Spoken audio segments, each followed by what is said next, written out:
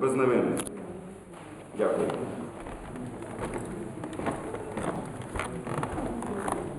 Прошу ще, будь ласка.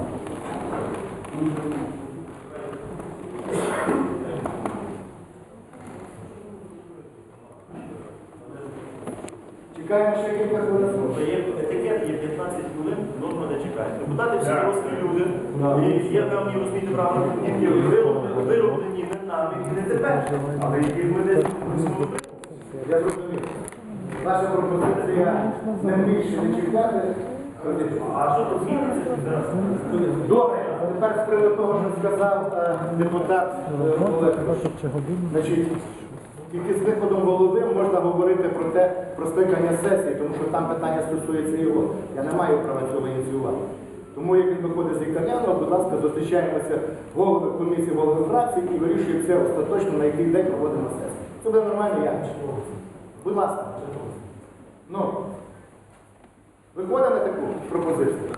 Чудово, будь ласка, пане Богдан. Я нагадую депутатам, що у нас скликана розпорядження міського голови чергова сесія на 30 на 16 жовтня. До того часу практично 2 тижні. Давайте, може, в той день розглянемо і ці питання. Ці питання, які відносяться до компетенції чергової сесії. А також ці питання, які не забагато. Попрацюємо. Сьогодні відпочинемо, а тоді попрацюємо. Богдан Ігорович, я пропоную правильна пропозиція. Тоді саме краще буде, коли ми напередодні того виходить голова, зустрічається голови депутатських комісій, голови фракцій, ще раз узгоджуємо ці всі питання, з розумінням ставимося до того, що треба працювати, і виходимо на це. Будь ласка, якщо немає проблем. Тоді що? Я дякую за тим всім тим. Будь ласка, Шановні колеги депутати, запрошені.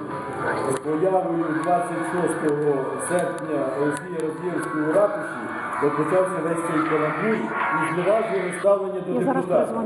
Як це так? 1/3 депутатів звернулася про скликання позачергової сесії з одним питанням. Сесії у 2-тижневий термін не скликана. Знову 1/3 депутатів звертається вже до секретаря Ради, щоб скликати сесію секретарем Ради, розглянути одне питання про забезпечення захисту в судах інтересів міської ради.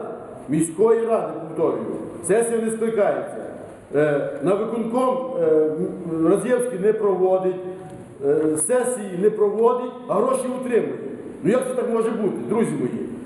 І я вважаю, кожен порядний депутат, який себе поважає, має принципово визначитися. 6 жовтня розглядається апеляція щодо позовної заяви Радзєвської на поновлення на роботі. Як ви знаєте, 8 вересня було засідання і за підписом Метика було надано клопотання, щоб розглядати апеляцію без представника міської ради. Це перевищення повноважень, бо це має дати йому доручення або рада, або міський голова, оскільки міського голови немає. Я це оскаржив в прокуратурі і чекаю на відповідь. Ми оскаржили, я і інші депутати оскаржили розпорядження на поновлення Радзієвського і поновлення Метика і звільнення Курчика. І я і інші оскаржили сьогодні проведення сесії. Позови прийняті до провадження. Один буде розглядатися 8 жовтня, а інший буде розглядатися десь, здається, пізніше.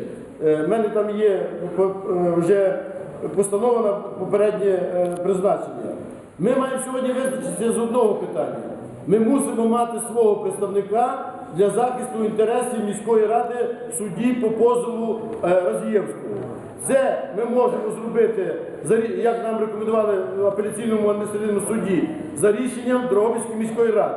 Отже, сьогодні свідомо зірвалася сесія Радзієвським і іншими, для того, щоб ми не обрали собі захисника. Є два варіанти. Якщо сьогодні немає кворуму, ми можемо це перенести на інший раз і рішенням або збирати підписи, 26 підписів, і визначаємося захиснику, і ми мусимо довести ці процеси до кінця. Бо так далі бути не може.